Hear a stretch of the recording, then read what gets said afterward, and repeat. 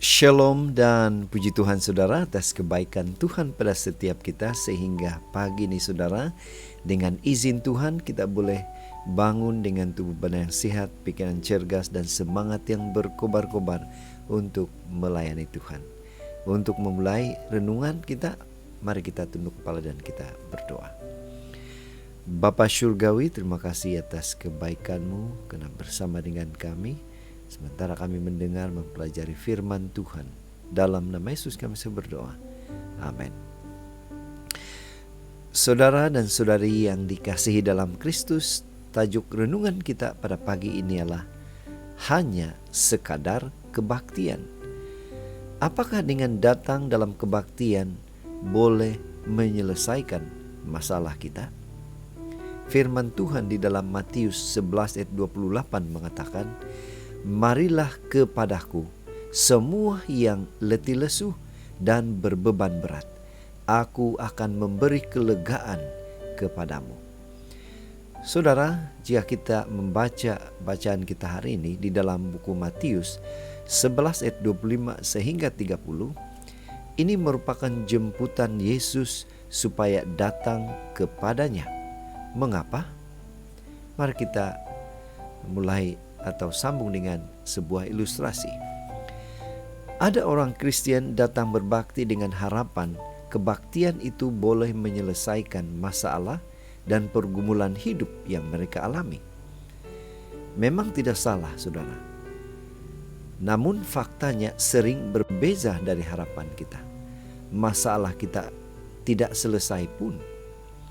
Mereka menjadi kecewa, lalu berhenti berbakti karena setelah sekian lama beribadah atau berbakti, masalah dan pergumulan hidup tidak kunjung selesai.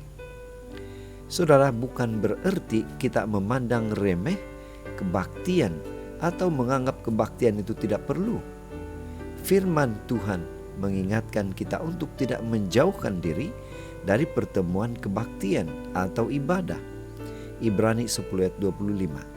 Namun perlu diingat, kebaktian adalah langkah awal untuk kita bebas dari masalah dan pergumulan hidup. Kebaktian bukanlah tujuan akhir. Tujuan akhirnya tidak lain, yaitu bertemu dengan Yesus. Untuk apa? Karena Yesus berjanji, "Marilah kepadaku semua yang letih lesu dan berbeban berat. Aku akan memberi kelegaan kepadamu." Dengan kata lain, saudara, yang akan menyelesaikan masalah dan pergumulan hidup kita bukan ibadah itu sendiri, melainkan Yesus. Pertemuan, perjumpaan dengan Yesus. Bila mana kita ada hubungan yang akrab bersama dengan Tuhan. Saudara, apa aplikasi atau penerapan yang kita boleh terapkan dalam kehidupan kita? Coba kita pikirkan, saudara. Seorang pesakit pergi ke hospital tidak membuatnya jadi sembuh. Untuk sembuh dia harus bertemu dengan dokter, mengizinkan dokter memeriksanya, dan diberikan obat, meminum obat secara teratur dan mengikuti nasihat dokter.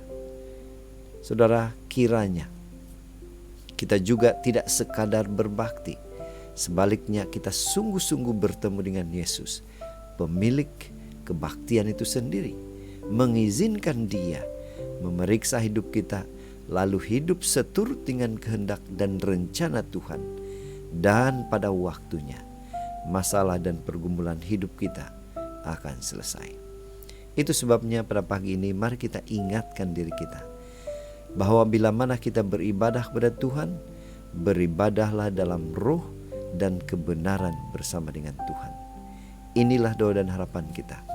Mari kita bersyukur karena Tuhan selalu memberikan kemampuan, kekuatan kepada kita.